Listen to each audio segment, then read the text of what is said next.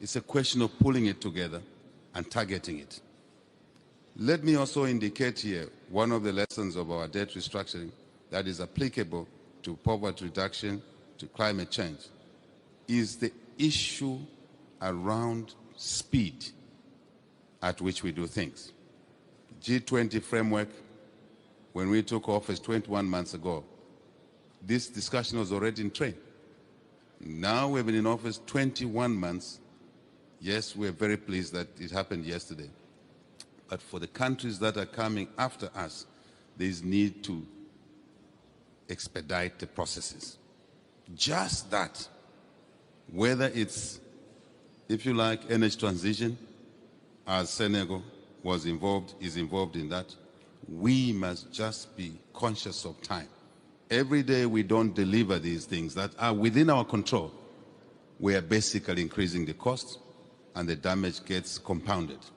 I think it's very important. The next lesson I want to suggest here, relevant to the subject on the table, is that German Chancellor's point yesterday at dinner, repeated today, is so important for us as a global community to mobilize resources, yes, but these resources must be invested to help grow the economies of the less developed countries. Very important, because by doing that, we are creating capacity in those economies to mitigate against climate change and obviously poverty reduction. So value addition, not just with the electric vehicle industry that is coming through, huge industry. It is important, President Macron, that we look at deliberately investing in extraction, critical minerals, for example, in value adding these minerals in country. Obviously, that will help the growth side of the GDP, create jobs, business opportunities for the transactional chain in there, if I may call it that. So I think this must be deliberate as well. Rather than generic discussions, we must dive deep into the envelope and begin to say, these are requirements, these are needs, these are minimums.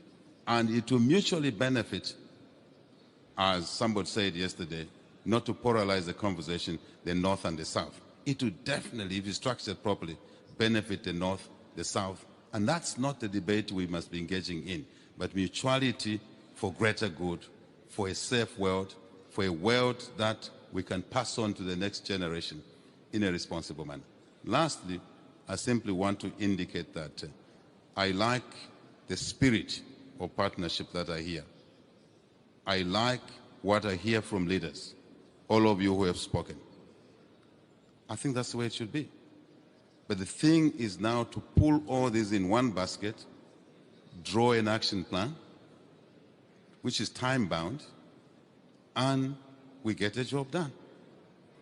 If the political leadership is there, business leadership is there, decisions are clear, we now need to get our technical people not to sit on the work that needs to be done.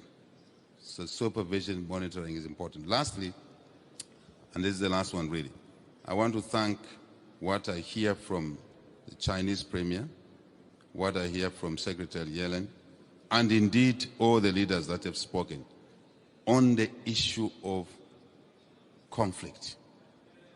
We cannot achieve what we want to achieve if we allow our global community to focus time, resources, everything, technology, on conflict. I think there's a duty for us all to keep our individual countries peaceful, out of conflict, and not export instability to other countries, neighboring or far away.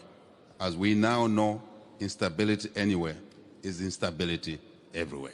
I think it's very important that we work on that issue and focus the resources, focus the time, and all the other capital provisions on the development agenda to mitigate climate change, to reduce poverty. And I must also indicate here, the cost of capital must sit in this basket, that it must be lowered. The inequity around the cost of capital, Africa, for example, pays the highest cost of capital, is not correct. It doesn't help anybody at all. It just worsens the situation. We must address this situation. Thank you very much. Thank you. Thank you.